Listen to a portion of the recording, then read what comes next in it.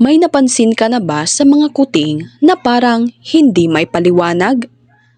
Bakit kapag natutulog sila, halos hindi sila naghihiwalay kahit napakalawak ng kanilang higaan? Bakit tila hindi nagsasawang paglaruan ng isang kuting ang buntot ng kanyang inang pusa? At bakit naman bigla na lamang silang tatakbo ng napakabilis na tila may hinahabol o may nakikita na tayo mismo ay hindi napapansin? Para sa karamihan, normal lamang ang mga ugaling ito. Ngunit sa iba't ibang paniniwala, sinasabing ang mga kuting ay may likas na sensibilidad sa kanilang kapaligiran. May mga kilos silang ginagawa hindi lamang dahil sa instinct, kundi dahil sa paraan nila ng pakikipag-ugnayan sa enerhiya ng kanilang paligid. Totoo kaya ito? O isa lamang itong alamat na ipinasa sa bawat henerasyon? Magandang araw sa ating lahat at welcome po muli sa ating YouTube channel. Sa video na ito, pag-uusapan natin ang tatlong kakaibang ugali ng mga kuting at ang mga posibleng kahulugan nito. Mula sa siyentipikong paliwanag hanggang sa mga misteryosong paniniwalang matagal nang ikinukwento ng ating mga ninuno. Kaya siguraduhing samahan mo kami hanggang sa dulo dahil maaaring iba na ang tingin mo sa mga simpleng kilos ng iyong alagang kuting matapos mong marinig ang mga ito. Una, bakit palaging magkakatabi ang mga kuting kapag sila ay natutulog? Kung mapapansin mo ang isang grupo ng mga kuting, halos imposible silang makitang magkakahiwalay kapag oras na ng kanilang pagtulog. Kahit maluwag ang kanilang higaan, pipiliin pa rin nilang magsiksikan. Magkadikit ang kanilang katawan at kung minsan ay magkapatong pa. Para bang may isang puwersang humihila sa kanila upang manatiling magkalapit. Sa praktikal na paliwanag, ito ay dahil sa kanilang likas na instinct. Noong sila ay bagong silang pa lamang, ang init ng katawan ng kanilang ina at mga kapatid ang naging susi sa kanilang kaligtasan. Hanggang sa sila ay lumaki, dala pa rin nila ang ugaling ito dahil dito sila nakakaramdam ng seguridad at katahimikan. Kapag magkakadikit silang natutulog, mas panatag ang kanilang pakiramdam at mas mahimbing ang kanilang pahinga. Ngunit sa ilang matatandang paniniwala, may mas malalim pang kahulugan ang tagpong ito.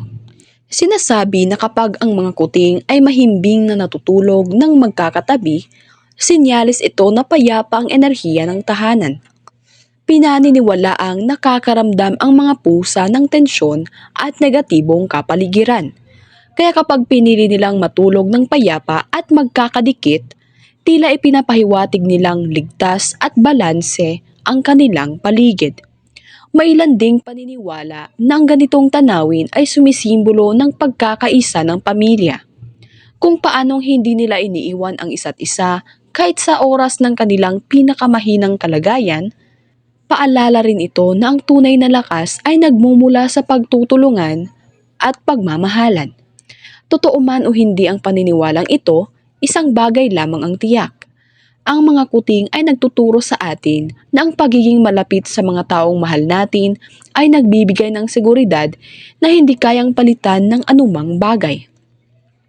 Pangalawa, bakit nilalaro ng isang maliit na kuting ang buntot ng kanyang inang pusa? Isa ito sa mga pinakanakakaaliw na eksenang mapapanood ng isang fur parent. Habang tahimik na nagpapahinga ang inang pusa, bigla na lamang lalapit ang kanyang kuting upang habulin, kagatin at paglaruan ang buntot nito. Sa unang tingin, parang simpleng pangulit lamang ito. Ngunit kapag nauunawaan mo ang dahilan, mapapangiti ka. Sa totoo lang, ang buntot ng inang pusa ang isa sa unang laruan na nakikilala ng kuting. Dito niya natututunan ang tamang tiyempo ng pagtalon, paghabol at mabilis na paggalaw. Habang ginagawa niya ito, unti-unti ring nahasa ang kanyang instinct na balang araw ay kakailanganin niya sa pangangaso at pagharap sa iba't ibang sitwasyon. Ngunit ayon sa ilang pamahiin, may isa pang nakatagong kahulugan ang eksenang ito.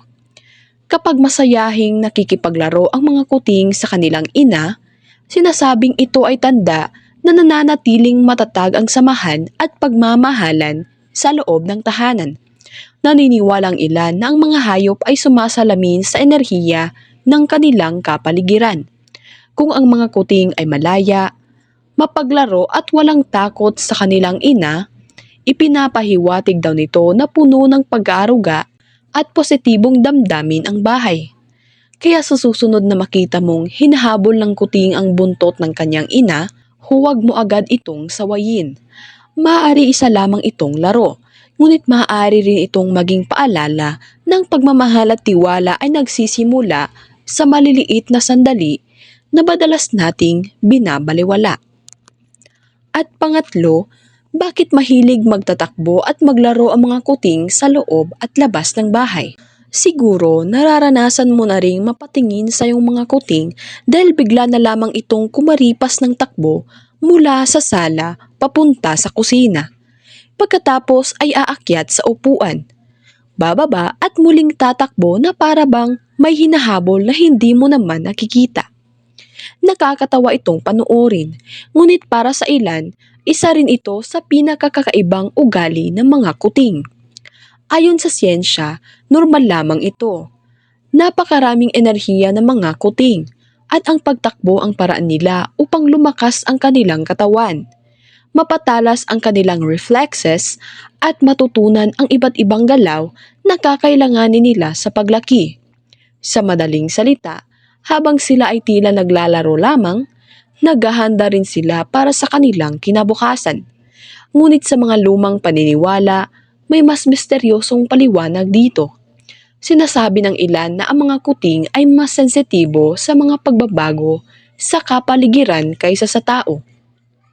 Dahil dito, ang kanilang pagiging biglang masigla at paikot-ikot na pagtakbo ay minsang iniuugnay sa paggalaw ng enerhiya sa loob ng bahay. May mga naniniwala na kapag ang mga kuting ay masayahing tumatakbo at tila walang kinatatakutan, nangangahulugan itong magaan ang daloy ng positibong enerhiya sa tahanan. Bagamat wala itong matibay na ebidensyang siyentipiko, marami pa rin ang nagsasabing ang bahay na puno ng masasayang kuting ay bahay ring puno ng buhay, pag-asa at masasayang pagkakataon.